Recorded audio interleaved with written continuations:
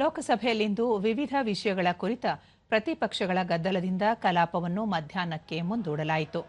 ಬೆಳಗ್ಗೆ ಸದನ ಸಮಾವೇಶಗೊಳ್ಳುತ್ತಿದ್ದಂತೆ ಸಭಾಧ್ಯಕ್ಷ ಓಂ ಬಿರ್ಲಾ ಅವರು ಗ್ಲಾಸ್ಗೋ ಕಾಮನ್ವೆಲ್ತ್ ಕ್ರೀಡಾಕೂಟದಲ್ಲಿ ಚಿನ್ನದ ಪದಕ ಗೆದ್ದ ಪ್ಯಾರಾ ಅಥ್ಲೀಟ್ ದಿಲೀಪ್ ಮಹದು ಗಾವಿತ್ ಹಾಗೂ ಬೆಳ್ಳಿ ಪದಕ ಗೆದ್ದ ಮೊಹಮ್ಮದ್ ಬಸಿಲ್ ಅವರನ್ನು ಅಭಿನಂದಿಸಿದರು.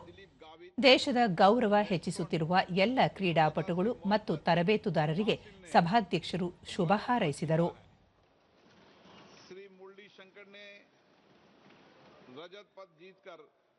भारत का गौरव बढ़ाया है।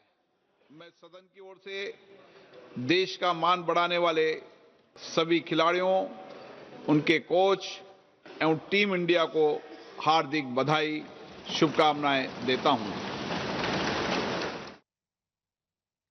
ಬಳಿಕ ಸಭಾಧ್ಯಕ್ಷರು ಪ್ರಶ್ನೋತ್ತರ ಕಲಾಪವನ್ನು ನಡೆಸಲು ಮುಂದಾದರು. ಈ ಮಧ್ಯೆ ಪ್ರತಿಪಕ್ಷಗಳ ಸದಸ್ಯರು ವಿದ್ಯಾರ್ಥಿಗಳ ಪ್ರತಿಭಟನಾ ವೇಳೆ ಪೊಲೀಸ್ ಲಾಠಿ ಚಾರ್ಜ್ ನಡೆದಿದೆ ಎಂದು ಆರೋಪಿಸಿ ಘೋಷಣೆಗಳನ್ನು ಕೂಗಿದರು. ವಿಷಯ ಕುರಿತು ಗೃಹ ಸಚಿವ ಅಮಿತ್ ಶಾ ಉತ್ತರಿಸುವಂತೆ ಒತ್ತಾಯಿಸಿದರು. ಈ ವೇಳೆ ಸಭಾಧ್ಯಕ್ಷರು ಮಾತನಾಡಿ, ಪ್ರಶ್ನೋತ್ತರ ವೇಳೆ ಸದಸ್ಯರಿಗೆ ಸಂಬಂಧಿಸಿದ್ದು ಇದು ಮಹತ್ವದ ಕಾರ್ಯಕಲಾಪವಾಗಿದೆ. ಪ್ರಶ್ನೋತ್ತರ ಕಲಾಪಕ್ಕೆ ಅಡ್ಡಿಪಡಿಸದಂತೆ ಎಲ್ಲ ಸಂಸದರಿಗೆ ಮತ್ತು ಸಭಾನಾಯಕರ ಸಭೆಯಲ್ಲಿ ಮನವಿ ಮಾಡಲಾಗಿದೆ.